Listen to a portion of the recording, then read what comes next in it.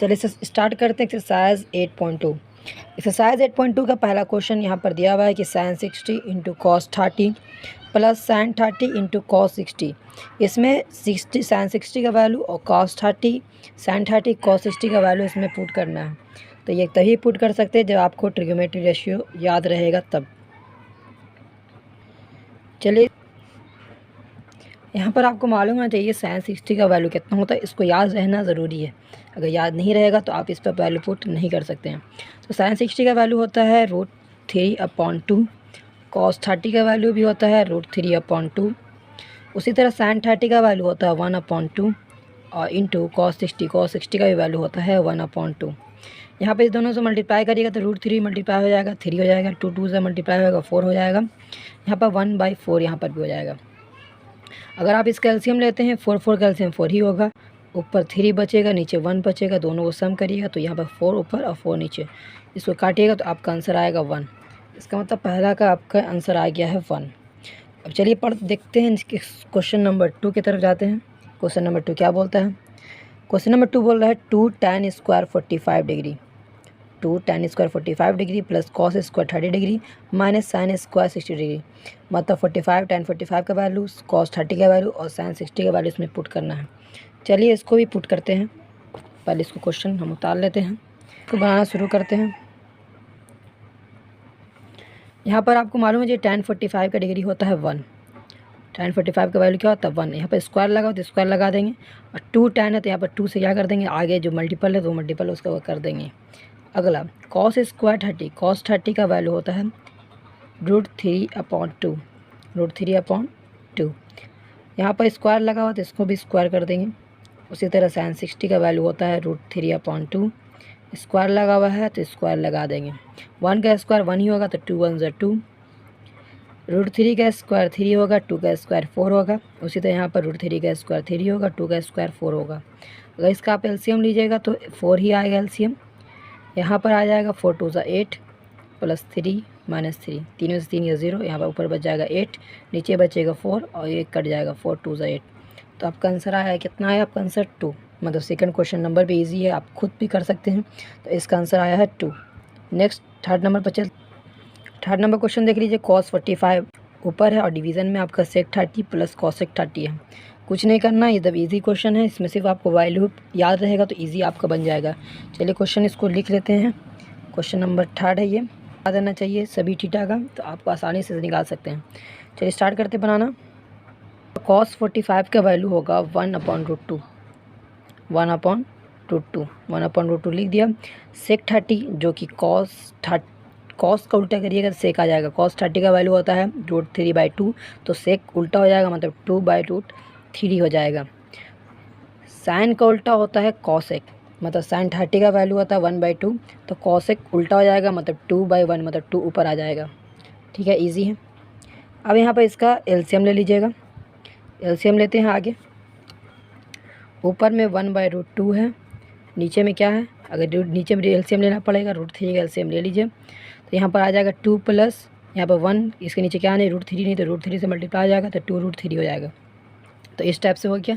आपको मालूम होगा कि 1/√2 ये इसके नीचे जो ये वैल्यू है पूरा ये किस में डिवीज़न के फॉर्म है, तो इसको लिख दीजिएगा इस तरीके से। अगर आप साइन चेंज करते हैं तो यहाँ पर न्यूमरेटर ऊपर चल जाता है, डिनोमिनेटर नीचे आ जाता है। इसका मतलब √3 ऊपर चल जाएगा और 2 + 2√3 नीचे आ जाएगा। ईजी है। सामने मल्टीप्लाई करेंगे √3 1 √3, ये पहले इससे मल्टीप्लाई, याद रखिएगा रूट से मल्टीप्लाई होता है। तो 2 × √2 तो 2√2 हो जाएगा, और ये इससे मल्टीप्लाई होगा आगे फर्दर तो √2 × √3 तो √6 हो जाएगा, क्योंकि √3 से मल्टीप्लाई होगा तो ये हो जाएगा आपका 2√6। इतना तक आई होप आप लोगों ने कर भी लिया होगा, इजी था। अब यहाँ पर करना आपको क्या है, रेशनलाइज करना है। रेशनलाइज कैसे करते हैं, तो नीचे में जो प्लस वाला टर्म है ऊपर माइनस ले जाके न्यूमरेटर और डिनोमिनेटर दोनों में लिख देते हैं। मतलब 2√2 - 2√6 ऊपर और 2√2 - 2√6 नीचे। मतलब अगर प्लस रहेगा तो माइनस ऊपर नीचे लिखेंगे, और यहाँ पर माइनस रहेगा तो प्लस ऊपर नीचे लिखना है। इसी को कहते हैं रेशनलाइज करना। अब रेशनलाइज किए हैं तो इसको देखिए फर्दर मल्टीप्लाई करेंगे। ये पहले इससे मल्टीप्लाई होगा √3 × 2√2 मल्टीप्लाई होगा तो कितना हो जाएगा, रूट मल्टीप्लाई होता है √3 × √2 √6 हो गया, और बाहर क्या है 2 है तो मतलब 2√6 हो गया। उसके बाद फर्दर आगे √3 इंटू √6 तो आपका √18 हो गया, बाहर में 2 है तो 2√18। नीचे में देखिए a प्लस बी और a minus B. a plus B a minus B का फॉर्मूला होता है a square minus B square, मतलब 2√2 का स्क्वायर माइनस 2√6 का स्क्वायर।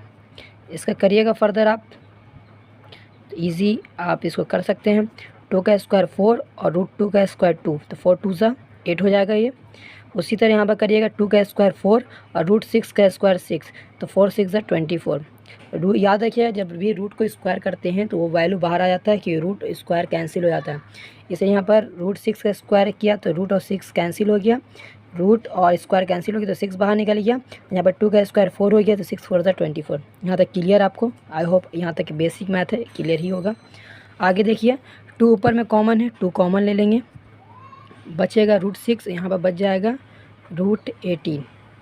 नीचे में देखिएगा 24 में से 8 गया तो बचेगा -16, क्योंकि बड़ा वाला साइन किसके साथ है? माइनस के साथ, तो -16 ये कट जाएगा, 2 8 ज़ा 16। ठीक है, नीचे आया माइनस में। अब ऊपर में भी हम माइनस कॉमन ले लेते हैं, माइनस कॉमन लेंगे तो ये हो जाएगा -√6 हो जाएगा, ये माइनस है तो प्लस √18 हो जाएगा। लेकिन देख लीजिए √18 को भी हम क्या ऐसे लिख सकते हैं? 18 को हम लिख सकते हैं, देखिए 18 में आपको 2 3 अंदर ब्रैकेट के अंदर है 2 3, तो हम 1 3 को क्या कर सकते हैं? 2 पेयर मिल गया 3 का तो 3 बाहर निकल जाएगा, और 1 2 का पेयर नहीं मिला तो 2 अंदर आ जाएगा।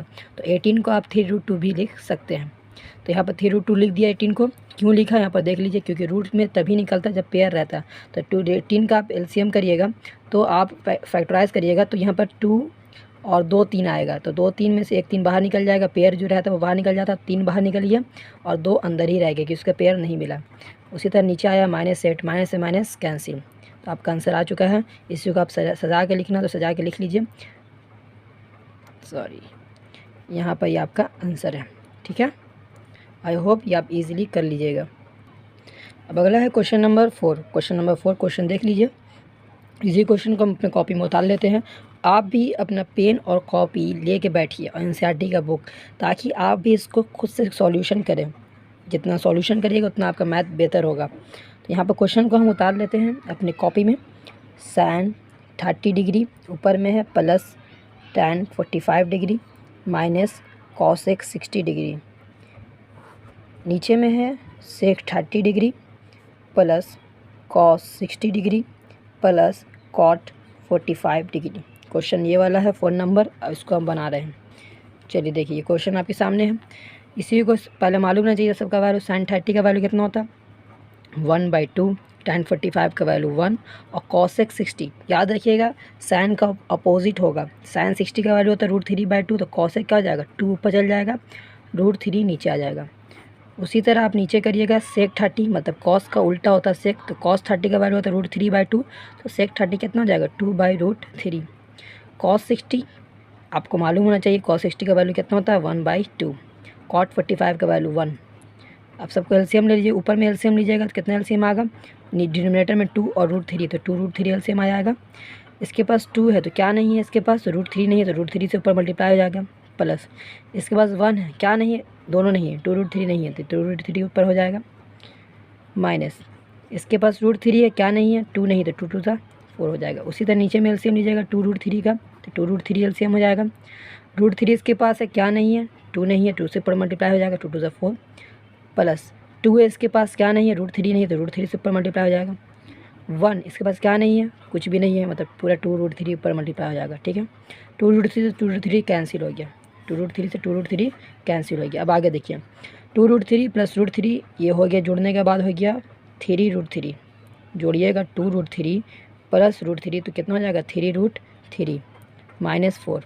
उसी तरह नीचे में जुटेगा 2√3 प्लस √3, दोनों को जोड़िएगा तो यहाँ पर भी हो जाएगा 3√3, लेकिन यहाँ पर हो जाएगा +4। फिर वही हम बताया आपको रेशनलाइज करना, जैसे रूट नीचे आ जाए उसके बाद आपको क्या करना है? रेशनलाइज करना। तो रेशनलाइज कैसे किया जाता है? नीचे में प्लस है तो माइनस से ऊपर और माइनस से दोनों, ऊपर नीचे दोनों तरफ मल्टीप्लाई कर देंगे। ठीक है, अब यहाँ पर a माइनस बी, तो किसका फॉर्मूला बन गया? तो ये फॉर्मूला बन गया 3√3 - 4 का whole square. a minus B formula होता है a माइनस बी का होल स्क्वायर। ठीक है, उसी तरह नीचे में क्या है? a plus B, a minus B, formula होगा a square A square minus B square. इसी को आगे फर्दर काम करते हैं। कहाँ तक हो गया था हमने, तो यहाँ पर आपका है ए माइनस बी का होल स्क्वायर हो गया। तो इसका फॉर्मूला क्या होता है ए माइनस बी का होल स्क्वायर का, A square plus B square minus 2ab minus 2ab। उसी तरह नीचे में तोड़िएगा इसको, A square minus B square में, तो ए स्क्वायर मतलब 3 का स्क्वायर 9, ए स्क्वायर 3 स्क्वायर 9 और यहाँ पर √3 का स्क्वायर करिएगा तो 327 लिख देना चाहिए डायरेक्ट, 4 का स्क्वायर 16। अब फर्दर आगे तोड़ते हैं, यहाँ पर 3 का स्क्वायर 9 और √3 का स्क्वायर करिएगा तो 3 बाहर निकल गया तो 9 3 जा 27 प्लस 4 का स्क्वायर 16 माइनस यहाँ मल्टीप्लाई कर 2 4 जा 8 और 8 3 जा 24 मतलब 24√3। नीचे आ जाते हैं, 9 या 27, 27 में से 16 गया कितना बचेगा, 27 में 16 जाएगा 11 बचेगा, 11 नीचे आ गया। अब ऊपर में सम कर दीजिए, 7 6 13, 7 6 13, 2 और 1 3 और 1 4 43 माइनस 24√3/11। ये आपका आंसर हुआ। ठीक है, आई होप आपको समझ में आया होगा। 1 का अगला cos 60 का वैल्यू होता है 1/2, आगे 5 लगा हुआ था 5 × 1/2, यहाँ पर स्क्वायर लगा हुआ तो आप स्क्वायर लगा दीजिएगा, प्लस सेक 30 का वैल्यू कॉस का उल्टा सेक होता है, cos 30 का वैल्यू होता है √3/2, तो सेक क्या हो जाएगा 2/√3, आगे 4 लगा हुआ तो 4 से इंटू कर दीजिएगा और यहाँ पर स्क्वायर लगा हुआ तो आप स्क्वायर लगा दीजिएगा। ठीक है, माइनस tan 45 का वैल्यू 1, लेकिन स्क्वायर लगा हुआ तो 1 का स्क्वायर कर दीजिएगा। अब आते हैं डिनोमिनेटर में, साइन स्क्वायर 30, साइन 30 का वैल्यू होता है 1/2, स्क्वायर लगा हुआ तो स्क्वायर लगा दीजिएगा, प्लस cos 30 का वैल्यू होता है √3/2, स्क्वायर लगा हुआ है तो आप स्क्वायर लगा दीजिएगा। इस तरफ से क्वेश्चन है, यहाँ पर cos 60 का वैल्यू होता है 1/2, यहाँ पर स्क्वायर लगा हुआ तो स्क्वायर लगा दीजिएगा, आगे 5 मल्टीपल में तो 5 मल्टीपल कर दीजिएगा, प्लस 4 इंटू कर दीजिएगा। सेक 30 का वैल्यू होता है 2/√3, स्क्वायर लगाना तो स्क्वायर लगा दीजिएगा। tan 45 का वैल्यू होता है 1, तो 1 का स्क्वायर दिया हुआ तो स्क्वायर आपको भी लगाना है। अब आते हैं डिनोमिनेटर में, साइन 30 का वैल्यू होता है 1/2, स्क्वायर लगा तो स्क्वायर लगाना है। cos 30 का वैल्यू होता है √3/2, स्क्वायर लगाना तो स्क्वायर यहाँ पर लगा दिया। ठीक है, अब फर्दर आगे काम करते हैं, 5 × 1/2 का स्क्वायर 1/4 होगा, प्लस यहाँ पर 4 × 2 का स्क्वायर 4 और √3 का स्क्वायर 3 होगा। ठीक है, -1, कोई दिक्कत नहीं। अब नीचे आते हैं, 1 स्क्वायर बोला तो 1/4 हो जाएगा ये, प्लस √3 का स्क्वायर 3 और 2 का स्क्वायर 4 हो जाएगा। यहाँ तक क्लियर है, आई होप ये वाला क्लियर भी होगा। चलिए अगला आपको एलसीएम का काम करना है, तो यहाँ पर एलसीएम साइड में हम कर लेते हैं। यहाँ पर कितना हो गया आपका वैल्यू, 5/4 ऊपर प्लस 4 4 जा 16, 16/3 और -1, नीचे में क्या हो गया 1/4 प्लस 3/4। ऊपर और नीचे दोनों तरफ अलग अलग से एलसीएम ले लेना है। ऊपर एलसीएम लीजिएगा, 4 और 3 का एलसीएम आएगा 12, तो 12 हो गया। 4 का पहाड़ा पड़ेगा 12 कितने बार में, 3 बार में, तो 5 या 15। उसी तरह 3 4 जा 2 और 6 4 जा 16 चौके 64 माइनस नीचे कुछ नहीं है तो 12 का पूरा 12 एलसीएम आ जाएगा। उसी तरह नीचे 4 है तो 4 का एलसीएम 4 ही रहेगा, और ये 3 + 1 4, 4 से 4 कैंसिल, मतलब जो बचा आपका ऊपर ही बचा है। इसको सम करिएगा, 15 में से 12 गया 3, 3 बचा 64 और 3 67/12 आपका आंसर आ जाएगा। मतलब लास्ट आपका आंसर कटने के बाद 67/12 आएगा। अगला क्वेश्चन आपको नंबर 2, इसमें क्या करना है, चूज़ द करेक्ट ऑप्शन करना है, उसके साथ साथ आपको जस्टिफाई भी करना है कि आपका आंसर कैसे आया है। तो यहाँ पर देखते हैं, वैल्यू पुट कर देते हैं, उसके बाद आपका जस्टिफिकेशन भी हो जाएगा। चलिए वैल्यू पुट करना और जस्टिफाई करना है। तो वैल्यू पुट करते हैं, tan 30 का वैल्यू होता है 1/√3। उसी तरह नीचे आ जाएंगे 1 + tan 30 का स्क्वायर बोल रहा है, tan 30 का वैल्यू होता है 1/√3, उसका स्क्वायर कर दे रहे हैं क्योंकि क्वेश्चन में स्क्वायर बोल रहा है। तो यहाँ पर करिएगा तो ऊपर में हो जाएगा 2/√3 और नीचे में हो जाएगा 1 + √3 का स्क्वायर 3, √3 का स्क्वायर 3। तो यहाँ पर हो गया 2/√3, नीचे में एलसीएम लीजिएगा तो 3 हो जाएगा एलसीएम, तो यहाँ पर होगा 3 + 1, तो ये हो गया 2/√3 और नीचे हो गया 4/3। ठीक है, अब यहाँ पर इसको ऐसे करके लिख सकते हैं, डिवाइड बाई 4/3 लिख सकते हैं। जी हाँ, लिख सकते हैं बिल्कुल। यहाँ पर 2/√3 इंटू करिएगा, 3 ऊपर चल जाएगा, 4 नीचे आ जाएगा, अब काट देना, 2 2 ज़ा 4। 3 को क्या ऐसे लिख सकते हैं, √3 इंटू √3, क्योंकि 3 किससे बना हुआ, √3 इंटू √3 से मिलकर बना हुआ, तो इसको ऐसे तोड़ दिया। नीचे में √3 बचा हुआ है और 2 बचा हुआ है, √3 से √3 कैंसिल, और लास्ट में बचा क्या, √3/2। लास्ट में आपका क्या बचा, √3/2। अब सोचिए √3/2 किसका होता है, जी हाँ, किसका रेशियो होता है, √3/2। तो आपको मालूम होना चाहिए sin 60 का वैल्यू होता है, sin 60 का वैल्यू होता है √3/2। जी हाँ, इसका आंसर हो जाएगा sin 60। आपका यहाँ पर sin 60 का वैल्यू है √3/2, हमें जस्टिफाई कर दिया बना के। अगला क्वेश्चन देखिए, यहाँ पर क्वेश्चन क्या बोला, 1 - tan² 45 डिवाइड बाई 1 + tan² 45 पूछ रहा है कि इसका कौन सा वैल्यू है, जस्टिफाई करिए। चलिए इसको भी बनाते हैं। ये है आपका क्वेश्चन 2 का 2, ठीक है। tan 45 का वैल्यू होता है 1, तो 1 का स्क्वायर 1 ही होगा, जाहिर सी बात है। 1 + tan 45 नीचे भी है तो 1 का स्क्वायर, तो यहाँ पर भी 1 का स्क्वायर करिएगा तो 1 ही आ जाएगा। 1 - 1 नीचे में 1 + 1 2 हो जाएगा, 1 में से 1 गया 0, 0 बाई समथिंग 0, 0 बाई समथिंग 0। तो बताइए इसका आंसर क्या हुआ, 2 का आंसर। 2 का 2 में पहला ऑप्शन दिया हुआ tan 90, तो नहीं होगा। बी में दिया हुआ 1, तीसरा में दिया हुआ sin 45 और डी में दिया हुआ 0, तो आपका 0 होगा, ठीक है। एक्सरसाइज 8.2 का जो क्वेश्चन नंबर 2 का जो थर्ड है, उसमें क्या करना आपको बता दें। इसमें आपको जो वैल्यू प्रूव करके देखना है कि जो sin 2a क्या 2 sin a के बराबर है या नहीं है, किस थीटा में इसका वैल्यू बराबर होता है, इसमें आपको चेक करना, मतलब इसमें आपको वैल्यू पुट करके ही आपको चेक करना पड़ेगा, इसका कोई भी डायरेक्ट मेथड नहीं है। मतलब एक बार आपको 0 डिग्री पुट करना पड़ेगा, फिर 30 डिग्री एक ही जगह पुट करना पड़ेगा, फिर 45, फिर 60, मतलब इसी तरह आपको चेक करना पड़ेगा। जिसमें वो इक्वल आ गया, मतलब sin 2 sin a के बराबर आ गया, वही आपका आंसर सही होगा। चलिए इसको स्टार्ट करते हैं बनाना। ये है क्वेश्चन 2 का थर्ड नंबर, क्वेश्चन नंबर 2 का थर्ड नंबर। थर्ड नंबर क्या बोल रहा है आपका, sin 2a = 2 sin a के बराबर किस में होगा, 0 डिग्री में बराबर होगा, 30 में होगा, 45 में होगा, 60 में होगा, किस में बराबर होगा। चलिए चेक करते हैं। पहले हम a का वैल्यू 0 लेते हैं। कितना ले रहे हैं, a का वैल्यू 0 डिग्री, तो कितना हो जाएगा, sin 2 × 0 डिग्री = 2 sin × 0 डिग्री। जाहिर सी बात है 2 × 0 कितना हो जाएगा, sin 0 डिग्री। यहाँ पर भी 2 sin 0 रहेगा। sin 0 का वैल्यू होता है 0, sin 0 का वैल्यू 0 था। यहाँ पर भी sin 0 का वैल्यू 0 और आगे 2 लगा हुआ था, 2 × 0 0। लो पहले ही क्वेश्चन में ये क्या हो गया, वैल्यू बराबर हो गया। उसी तरह आप 30 भी पुट करके देख सकते हैं। एक और बता देते हैं, चलिए 30 भी बता देते हैं। अगर a का वैल्यू हम 30 पुट करते हैं, 30 डिग्री पुट करते हैं, तो कितना हो जाएगा, sin 2 × 30 डिग्री, वहाँ पर हो जाएगा 2 sin 30, तो 2 × 30 कितना हो जाएगा, sin 60 डिग्री, और यहाँ पर कितना है, 2 sin 30 = 2 sin 30। अब आपका वैल्यू पुट करने का टाइम आ गया। वैल्यू पुट करिए, sin 60 का वैल्यू √3/2 और 2 × sin 30 का वैल्यू 1/2, तो ये कैंसिल हो गया, ये बराबर आपका नहीं हुआ, मतलब आपका 30 डिग्री नहीं होगा। इसी तरह आप चेक करना, लेकिन आपका आंसर पहले ही आ चुका है 0 पे, ठीक है। क्वेश्चन नंबर अब चलते हैं 4 पे। क्वेश्चन नंबर 4 क्या बोल रहा है, 2 tan 30 डिनोमिनेटर में है 1 - tan² 30। इसको सॉल्यूशन करना है, उसके बाद देखना है इसका आंसर क्या आ रहा है। चलिए इसका क्वेश्चन उतार लेते हैं। ये रहा क्वेश्चन नंबर 2 tan 30 डिनोमिनेटर में 1 - tan² 30। तो tan 30 का वैल्यू होता है 1/√3। याद करना ज़रूरी है आपको, सब जो थीटा का वैल्यू है उसको आपको याद करना एनी हो।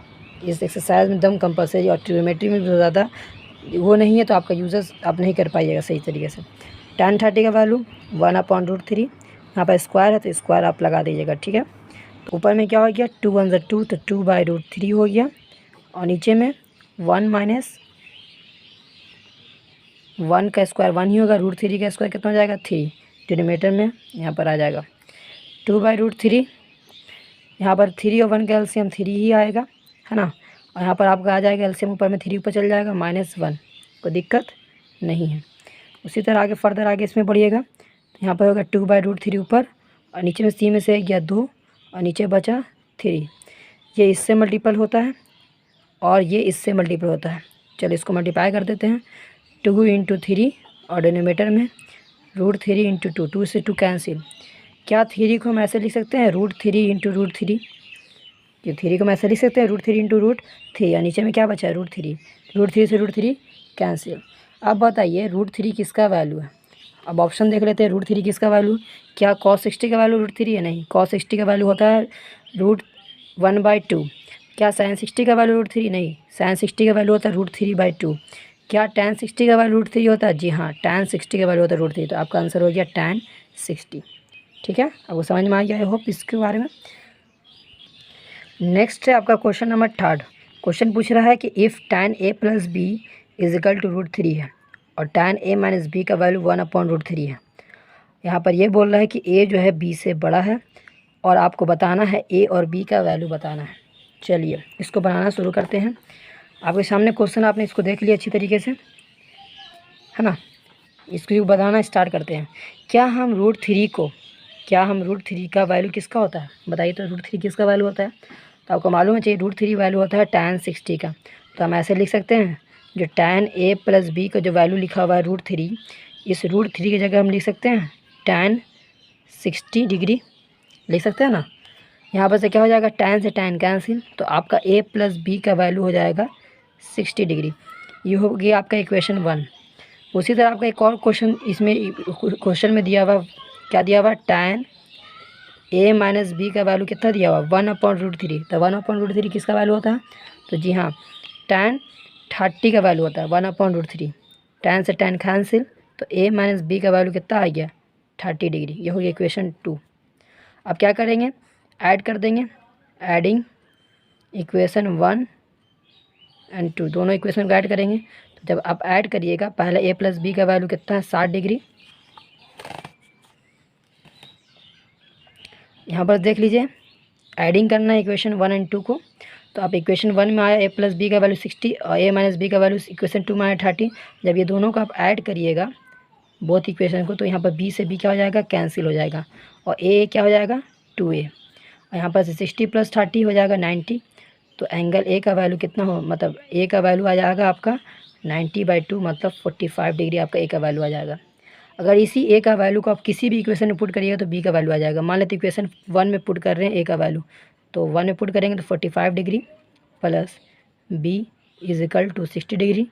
तो b = 60 - 45, मतलब b का वैल्यू आ गया 15 डिग्री। तो a आ गया यहाँ पर आपका 45 और b आ गया 15। ठीक है, इजी था ये क्वेश्चन नंबर 3। लास्ट आपका एक्सरसाइज 8.2 का लास्ट क्वेश्चन नंबर 4 के बारे में समझ लीजिए। एक्सरसाइज 8.2 क्वेश्चन नंबर 4 क्या बोला, आपको ट्रू फॉल्स करना है, लेकिन आपको जस्टिफाई मतलब आपको आंसर को बताना है कि कैसे सही है। तो पहला क्वेश्चन है कि sin a + b क्या sin a + sin b के बराबर होता है? आपको क्या लगता है बराबर होता है? अगर हम कह रहे हैं कि नहीं बराबर होता, मतलब फॉल्स है, तब हमको जस्टिफाई करना ज़रूरी है। चलिए हम इसको जस्टिफाई करके बताते हैं कि ये सही है कि नहीं। पेज पलट लेते हैं और एक कॉपी को इधर ले लेते हैं और स्टार्ट करते हैं बनाना। यहाँ पर क्वेश्चन देख लिया आप लोगों ने, इसको ऊपर कर लेते हैं इस कॉपी को, और हम अपना एडजस्ट कर लेते हैं कॉपी को। तो यहाँ पर क्या बोल रहा है, क्या बोला कि sin a + b क्या बराबर है, sin a + sin b के क्या बराबर है। चलिए इसी पर हम मान लेते हैं कि a का वैल्यू कुछ मान लेते हैं और b का वैल्यू मान लेते हैं। हम मान लेते हैं a = 60 डिग्री और b = 30 डिग्री। मान लिया, a को 60 मान लिया, b को 30 मान लिया। अब इसको पुट कर देते हैं। अगर आप पुट करिएगा तो a 60 + 30 हो जाएगा। यहाँ पर पुट करिएगा तो यहाँ पर a की जगह sin 60 हो जाएगा और b की जगह sin 30 डिग्री हो जाएगा। ठीक है, 60 और 30 हो जाएगा आपका sin 90 डिग्री। यहाँ पर तो अलग सही है, sin 60 + sin 30 डिग्री है। sin 90 का वैल्यू होता है 1, कितना होता है 1, लेकिन sin 60 का वैल्यू होता है √3/2 और sin 30 का वैल्यू होता है 1/2। तो यहाँ पर देखिएगा 2 2 का 2 ही आया, √3 + 1, क्या ये दोनों बराबर आया? क्या a + b लेने से वहाँ पर इस तरीके से बराबर आया है? नहीं बराबर आया, मतलब ये क्या हो गया, फॉल्स हो गया, मतलब ये स्टेटमेंट सही नहीं है, गलत स्टेटमेंट है आपका 4 नंबर का 1। ठीक है, अब 2 देख लेते हैं। 2 क्या बोल रहा है, क्या बोला, the value of sin theta increase as a theta increase. क्या sin थीटा का वैल्यू इंक्रीज़ करता है जैसे जैसे थीटा इंक्रीज़ करता है? देख लेते हैं, 0 30 45 60 90। sin 0 का वैल्यू 0, साइन 30 का वैल्यू 1/2, साइन 45 का वैल्यू 1/√2, साइन 60 का वैल्यू √3/2, साइन 90 का वैल्यू 1। जी हाँ, जैसे जैसे थीटा इंक्रीज़ कर रहा है उसी तरह उसका वैल्यू भी क्या हो रहा है, इंक्रीज़ हो रहा। तो ये हाँ सही है, ये क्या है, ट्रू है। उसी तरह अगला क्वेश्चन क्या पूछ रहा है, the value of cos theta increases as theta increases. क्या कॉस थीटा का वैल्यू इंक्रीज़ करता है जैसे जैसे थीटा इंक्रीज़ करता है? तो देख लेते हैं थर्ड नंबर क्या बोल रहा है।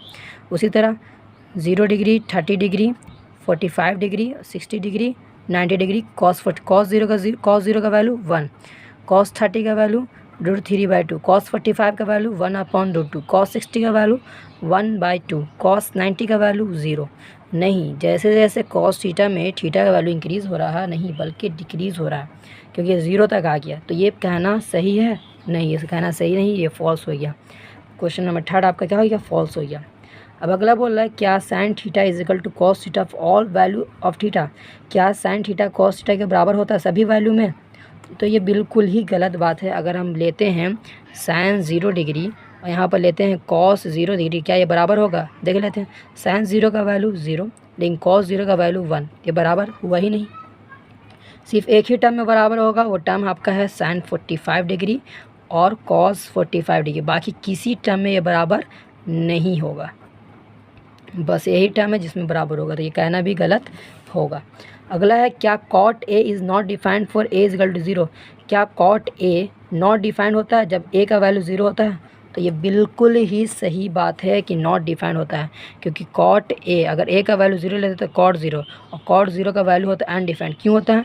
क्योंकि कॉट जो होता है कॉस अपॉन साइन होता है। कॉट का वैल्यू क्या होता है? Cos upon sine. कॉट 0 ले रहे हैं तो आपको कॉस 0 और साइन 0 लेना पड़ेगा, कॉस 0 और साइन 0 लेना पड़ेगा। कॉस 0 का वैल्यू होगा 1 लेकिन साइन 0 का वैल्यू होगा 0 और समथिंग बाय 0 नॉट डिफाइंड, इसलिए ये बिल्कुल ही सही बात है कि नॉट डिफाइंड होगा। तो यहाँ पर आपका पूरा एक्सरसाइज 8.2 का कंप्लीट वीडियो ये है।